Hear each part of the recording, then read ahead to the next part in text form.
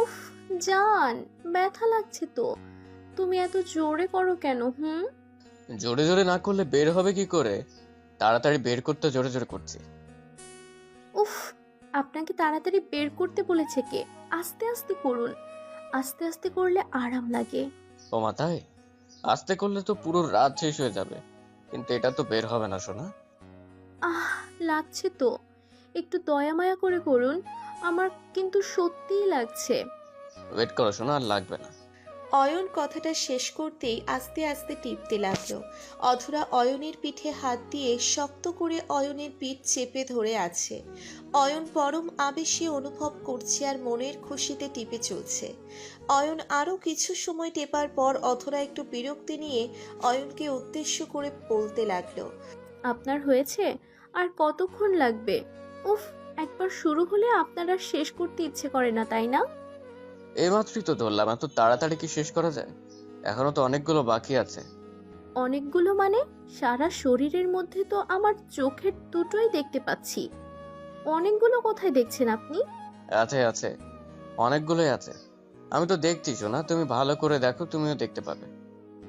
আমি তো ভালো করেই দেখছি, কোথায়? দুটো ছাড়া আর তো নেই। এই দেখো, কপালও 3টে আছে। এগুলো টিপে নেই, তারপর ঠিক হয়ে যাবে। আসলে এই ব্রণের কারণে তোমার চেহারাটা আসল সৌন্দর্য হারিয়ে ফেলেছে। ওয়েট করো, তারপর সব ঠিক হয়ে যাবে। কচু ঠিক হবে। আমি জানি না আপনার টিপা কখন শেষ হবে, কিন্তু এতটুকু বেশ বুঝতে পারছি আমার গাল আর গাল থাকবে না। অয়ন অধরার কথাই পাত্তা দিল না, পরম যত্নে অধরার গাল থেকে ব্রণ টিপে বের করছে অয়ন। আসলে অয়নের দুই চোখে বিষ হলো এই ব্রণ। অয়ন সবসময় দোয়া করে তার মুখে যেন ব্রণ ওঠে, আর সে যেন সেই ব্রণগুলো টিপে টিপে বের করতে পারে। কিন্তু আফসোস, অহনার মুখে কখনোই ব্রণ ওঠে না। তাই অন্য কারো মুখে ব্রণ দেখলে অয়নের টিপতে ইচ্ছে করে। আর আজ অধরার পালা। অধরার গালে দুটো ব্রণ হয়েছে। এই ব্রণগুলো তো আর জানে না তার স্ত্রীর গালে উঠেছে। আমি শিওর যদি ব্রণগুলো জানতো এটা অয়নের স্ত্রী, তাহলে কখনোই উঠতো না। এখন আর বলে কি হবে? অধরার গালে ওঠা মাত্রই অয়নের টেপা শুরু হয়ে গেছে। অধরার গাল কপাল একদম লাল করে ফেললো টিপে টিপে। ব্রণ টেপা শেষ করে অয়ন অধরার মুখের ওপর থেকে নিজের হাতটা সরিয়ে একটু যুদ্ধ জয় করার হাসি ঠোঁটের কোণে এঁকে অপরকে উদ্দেশ্য করে বলতে লাগলো। শোনা, আমার টিপা শেষ। এবার আয়না নিয়ে দেখো, আর কোথাও কি আছে? থাকলে জাস্ট বলো, আমি 1 মিনিটের মধ্যে ওর বংশ নির্বংশ করে দেই। বাকি কি আর আছে যে টিপা টিপছো? আমার তো মনে হয় আর একটাও নেই। যদি থাকে সেটাও পালিয়ে গেছে। ওয়েট, দেখছি। অধরা অয়নের সামনে থেকে উঠে চলে যায় আয়নার সামনে। আস্তে অধরা চিৎকার করে উঠল। অধরা যেন নিজের মুখটাকে চিনতে পারছে না। উজ্জ্বল ফর্সা বর্ণের মুখটা রক্তবর্ণ হয়ে আছে। পুরো গাল ফুলিয়ে ফেলেছে অয়ন। অধরা অয়নের দিকে তাকিয়ে রাগী লোকে তাকিয়ে বলতে লাগলো। এই, তুমি করছো কি? একদম আমার মুখটাকে লাল করে ফেলেছো। তোমায় কে বলেছে এসব টিপতে? ওমা, এখানে বলার কি আছে? তোমার ব্রণ দেখে আমার সহ্য হয়নি, তাই তোমার সাহায্য করছি। দেখবে 2 দিনের মধ্যেই ভালো হয়ে যাবে। আরে রাখো তো তোমার ভালো হওয়া। আমার এত সুন্দর গাল দুটো তুমি লাল করে ফেলেছো, আর বলছো ভালো হয়ে যাবে? ইচ্ছে করছে তোমার গলা টিপে দেই। কুল ডাউন সোনা। তুমি তো এমন করছো যেন আমি গাল ছেড়ে অন্য কিছু টিপে ফেলেছি। কুল বাবু, ঠিক হয়ে যাবে তো। অন্য কিছু মানে? অসভ্য ছেলে একটা, সবসময় বাজে কথা না বললে ভালো লাগে না, তাই না? বাজে কথা কোথায় বললাম? আমি একটা সামাজিক ছেলে, আর সামাজিক কথা বলাই আমার কর্তব্য। আমি ভালো মনে কথা বললে তোমার সবার মতো নেগেটিভ হবে না, এতে আমার করা কি আছে? ধুর, আমি এখান থেকে চলেই যাই। এই লোকটার সাথে থাকলে আমি পাগল হয়ে যাব। অধরা কথাটা শেষ করতেই নিজের শাড়ির আঁচল ঠিক করে হনহন করে অয়নের সামনে দিয়ে রুম থেকে চলে যেতে নিল। অয়ন অধরার চলে যাওয়ার দিকে তাকিয়ে আছে। অধরা যেই অয়নের সামনে দিয়ে চলে যাবে, ঠিক ওই মুহূর্তেই অয়ন দুম করে অধরার হাঁটা ধরে বসে। অধরা অয়নের দিকে পেছন ফিরে তাকাতেই অয়ন অধরাকে কিছু বুঝতে দিল না। তার আগেই অয়ন একটা হ্যাচকা টান দিয়ে অধরাকে নিজের বুকে নিয়ে এলো। অধরা অয়নের টানে তা গাল সামলাতে না পেরে অয়নের বুকে চলে আসে। অয়ন অথরার গালে হাত বুলিয়ে দিয়ে বলতে লাগলো, আমি না হয় একটু অন্যরকম করে কথাগুলো বলেছি, তুমি তো অন্য কিছু ভেবেছো। আচ্ছা, যেটা ভেবেছো সেটা কি সত্যি করা যায় না? না, যায় না।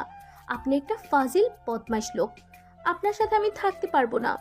আর না, আপনার সাথে কিছু করার ইচ্ছা আছে আমার। ছাড়ুন তো আমায়। ধরেছি কি ছাড়ার জন্য নাকি? আমি তো তোমায় ছাড়বো না সোনা, আমি তোমায় আদর করব। আপনার সমস্যা কি, হ্যাঁ? আমার কাছে আসলেই বুঝি আপনার টেপার শখ বেড়ে যায়? একদম আমার দিকে তাকাবেন না আপনি। আমার আদরের গালজোড়া আপনি ফুলিয়ে দিয়েছেন, পচা লোক একটা। আচ্ছা যাও, আর কিছু করবো না, এখন শুধু আদর আর আদর করবো। অয়ন কথাটা শেষ করতেই অথরার কপালের নিচের ঠোঁট ছোড়া ছুঁয়ে দিল। অয়ন অথরার কোমরে আলতো করে হাত বুলিয়ে দিতে দিতে অথরার কোমর থেকে ওপরে উঠে এলো। অথরা অয়নের এই গভীর স্পর্শে বেশ কম্পিত হচ্ছে। অয়ন অথরা ঠোঁটের দিকে এগিয়ে এসে ওই নেশাভরা দৃষ্টি অথরা ঠোঁটের উপর নিক্ষেপ করলো। অধরার ঠোঁটচোরা যেন অয়নকে হাতছানি দিয়ে ডাকছে। অয়ন আর নিজেকে কন্ট্রোল করতে পারল না। অধরার ঠোঁটচোরা নিচের ঠোঁটের সাথে এক করে নিল সে। অয়নের ঠোঁটে চুমু পেতেই অধরা যেন পাগল হয়ে গেল। অধরা সারা শরীরে কারেন্ট বয়ে যায়। অধরা নিচের সারা শরীর পেঁচিয়ে মুচড়ে নিল। অয়ন আরও বেশি উত্তীর্ণ হয়ে পড়ে অধরার এমন আচরণ দেখে। অয়ন অধরার ঠোঁটচোরার আদর খেতে অধরার ঠোঁটচোরা ছেড়ে দিল। অধরার ঠোঁটচোরা একদম লাল হয়ে আছে। অয়ন পরম আবেশে অধরাকে বিছানায় শুইয়ে দিল। অধরাকে বিছানায় শুইয়ে দিয়ে অয়ন অধরার নাভিতে চুমু দিল। অধরার নাভির নিচে থাকা ছোট্ট তিলটা অয়ন ঠোঁট ছুঁয়ে ভালো করে আদর দিয়ে দিল। অধরা আর নিজেকে সামলাতে পারল না। অয়নের চুলগুলো খাবলে ধরে নিজের পেটের ওপর অয়নের মাথাটা চেপে ধরল অধরা। অয়নের মাথায় চেপে ধরে অধরা মৃদু চিৎকার করল। অয়ন অধরার দিকে নেশা দৃষ্টিতে তাকিয়ে বলল, কি হয়েছে, এমন করছো কেন? তুমি এত গভীরে আদর করো যে আমি নিজেকে সামলাতে পারি না। তোমার প্রত্যেকটা স্পর্শ আমার প্রথম দিনের স্পর্শের মতো অনুভূতি জন্ম দেয়। ইচ্ছে করে উন্মাদ পাগলের মতো আদর খাই। সত্যি, আমি তোমার ভালোবাসায় সিক্ত হতে চাই অয়ন। প্লিজ আমায় আদর করো সোনা। করছিল কি, অনেক আদর করবো, তোমার সারা শরীর আদরে আদরে ভরিয়ে দিব। অয়ন কথাটা শেষ করতেই অধরাকে আদর করতে লাগলো। অয়নের সাথে অধরাও উন্মাদের মতো আদর করার সুখে পাগল হয়ে গেল। অয়ন অধরাকে আদর করার শেষ করে দুজন ফ্রেশ হয়ে শুয়ে পড়ল। সকাল হতেই অধরা বিছানা থেকে উঠে পড়ে। গোসল শেষ করে এসে অধরা দেখতে পায় এখনো শুয়ে আছে। অধরা অয়নের কাছে এসে অয়নের উন্মুক্ত বুকে হাত জোড়া রেখে অয়নকে মৃদু কণ্ঠে ডাকল, কিন্তু অয়নের কোনো সাড়া পেল না সে। অধরা অয়নের দিকে তাকিয়ে দুষ্টু একটা হাসি দিয়ে অন্যের মুখের উপর ভেজা চুলগুলো রাখল। অধরা চুল বেয়ে পানি অরণ্যের মুখে আসতে বিছানা থেকে উঠে পড়ল। অয়ন অধরাকে দুষ্টুমি করতে দেখে একটু বিরক্ত মাখা কণ্ঠে অধরাকে উদ্দেশ্য করে বলল, এমন করছো কেন? একটু ঘুমোতে দাও না আমায়, কি হয়েছে? আজকে জনাব অফিসে যাবেন না, আর আমি আপনাকে ঘুমোতে দেই না মানে? এই, তুমি নিজেই তো আমার ঘুমোতে দাও না। উফ, সারা রাত ধরে কি যুদ্ধটাই না করো, আর এখন পড়ে পড়ে ঘুমাচ্ছ? আমি যুদ্ধ করেছি, তুমি কিছু করনি? না, আমি কি করব? আমার কি কিছু করতে দাও তুমি? নিজেই তো একদম উন্মাদ হয়ে যাও আদর করতে করতে। ফাজিল বর আমার। আমি আদর করেছি, আরো করব। এখন আমায় ঘুমাইতে দাও শোনা, অনেক ঘুম পাচ্ছে। না, ঘুমানো লাগবে না, উঠে পড়ো। আমি তোমার জন্য নাস্তা নিয়ে আসছি। নাস্তা এনে যদি দেখি তুমি ঘুমিয়ে আছো, তাহলে আমার থেকে খারাপ আর কেউ হবে না। অধরা কথাটা বলতেই অন্যের রুম থেকে বেরিয়ে সোজা কিচেনে চলে যায়। অধরা চলে যেতেই অয়ন আবার বিছানায় শুয়ে পড়ল। অধরা কিচেন থেকে অয়নের জন্য গরম গরম চা নিয়ে আসে। অধরা ভাবছে তার স্বামী হয়তো তার ভয় ফ্রেশ হয়ে রেডি হয়ে নিয়েছে। অধরা চা নিয়ে রুমে আসতেই দেখতে পায় তার ফাজিল বর এখনো শুয়ে আছে। অধরা অয়নের দিকে তাকিয়ে রাগী লুক নিয়ে অয়নের দিকে ছুটে আসে। অয়নের কাছে আসতেই অধরা আলতো করে আঙ্গুল ধরে গরম চায়ের মধ্যে চেপে ধরে। অয়নের হাতে অয়নের হাতে গরম শ্যাক লাগতেই অয়ন লাফ দিয়ে উঠে পড়ল। অয়ন কাপের থেকে আঙ্গুল টেনে নিয়ে অথরাকে উদ্দেশ্য করে বলতে লাগলো, কি হলো এটা? তুমি আমার ঘুমকে সহ্য করতে পারো না কেন? সমস্যা কি? আমার হাতটা পুড়িয়ে ফেলেছো একদম। তো আর কি করব? তোমায় আমি কতবার করে বলে গেছি ফ্রেশ হয়ে নিতে, কিন্তু তুমি আমার কথা শোনো নাই। অভিনব সাজা, ঠিক আছে? অধরা, এটা কিন্তু ঠিক হলো না। তুমি কি জানো তোমার এই কাজের কারণে আমি কি কি করতে পারি? না তো, কি কি করতে পারেন বরমশাই? অথরা কথাটা শেষ করতেই অয়ন অথরার কোমর ধরে অথরাকে এক টানে নিচের উপর নিয়ে আসে। অথরা অয়নের বুকে আসতেই অথরা অয়নের ঠোঁটজোড়া চুষে খেতে শুরু করলো। অথরা কিছুই বুঝতে পারল না। অয়ন আপন মনে ঠোঁটজোড়া চুষতে লাগলো। অথরা একটা ঘোরের মধ্যে চলে যায়। ঘোর কাটতেই অথরা অয়নকে এমন করে চুমু খেতে দেখে অয়নের থেকে নিচের ঠোঁটজোড়া ছাড়িয়ে নিল।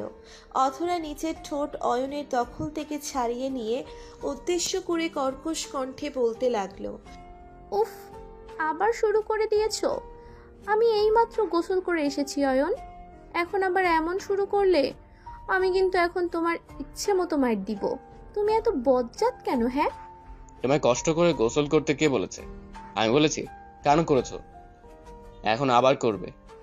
এই না না, এমন করিও না। এখন কিছু করবে না। আমি এখন এইসব করার মুডে নাই। ছাড়ো বলছি, কেউ চলে আসবে। আচ্ছা, ছেড়ে দিব। তার আগে আমার একটু এই ঠোঁট জোড়ার মদ খেতে দাও। পারবো না, আমি কাউকে কিস টিস দিতে পারবো না। তাহলে আমিও ছাড়তে পারবো না। উফ, চোখ বন্ধ করে দিচ্ছি আমি। এইবার ঠিক আছে, এ নাও, চোখ বন্ধ করলাম, এবার দাও। অয়ন চোখ বন্ধ করতেই অথরা অয়নের কোল থেকে নেমে দৌড়ে থেকে দূরে সরে যায়। অয়ন চোখ খুলতেই অথরাকে না দেখতে পেয়ে অথরাকে উদ্দেশ্য করে বলল, এটা কি হলো? ধোকা হলো, ধোকা। অথরা দাঁত বের করে হাসি দিয়ে দৌড়ে নিচে চলে যায়। অয়ন আর অথরার রোজকার রোমান্টিক ঝগড়া হলো এটাই। সব সময় অথরাকে নিজের কাছে চায়, কিন্তু অথরা অয়নকে ফাঁকি দিয়ে পালিয়ে যায়। ভালোবাসা এমন এক অদ্ভুত অনুভূতি যেটা প্রকাশ করার হাজারটা মাধ্যম আছে। আমাদের চারপাশে এমন ভালোবাসাও দেখা পাওয়া যায় যেখানে ভালোবাসার থেকে ঝগড়া বেশি। তবুও দিন শেষে দুটি মানুষ নিজেদের মাঝে থাকা ঝগড়া দূরত্ব কমিয়ে ভালোবাসায় মেতে ওঠে। ভালোবাসার আর এক নাম ঝগড়া। ঝগড়া ভালোবাসার খুনসুটিতে ভালোবাসা নিজের পরিপূর্ণ রূপ পায়। অয়ন আর কি করবে? তার আদরের বউ তো তাকে সব সময় ফাঁকি দেয়। তাই অয়ন নিরাশ হয়ে নিজের বিছানা থেকে উঠে চলে যায় ফ্রেশ হতে। ফ্রেশ হয়ে এসে মুখ গম্ভীর করে রেডি হয়ে অফিসে চলে যায় অয়ন। অয়নের ভারী মুখ দেখে অধরা বেশ মজা পাচ্ছে। মিটমিট করে অধরা হাসছে অয়নের অবস্থা দেখে। সত্যি একটা মানুষ এতটা বাচ্চা হয় কি করে অধরা বুঝতে পারে না। সারাদিন অফিস শেষ করে অয়ন ক্লান্তি নিয়ে বাড়ি ফিরল। বাড়ি আসতেই দরজায় নক পড়ল। দরজায় এসে অধরা খুলে দিল।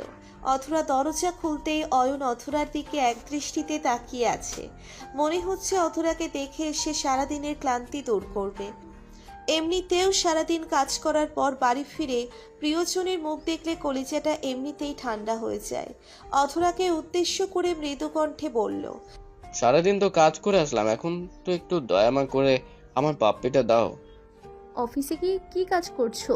নাকি সারাদিন এই কিস কিস করছো? হ্যাঁ, ফাজিল একটা। দাও না, এত সুন্দর একটা বরকে আদর না করে কি করে পারো বলো তো? আমি সব পারি। যাও, আগে ফ্রেশ হয়ে নাও, আমি নাস্তা দিচ্ছি।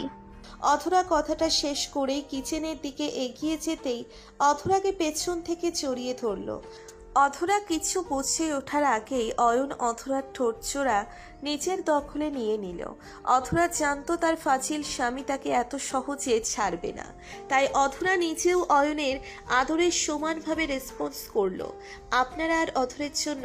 আপনারা অয়ন আর অধরার জন্য দোয়া করবেন, তাদের মধ্যে যেন সব সময় এমন খুনসুটি টিকে থাকে।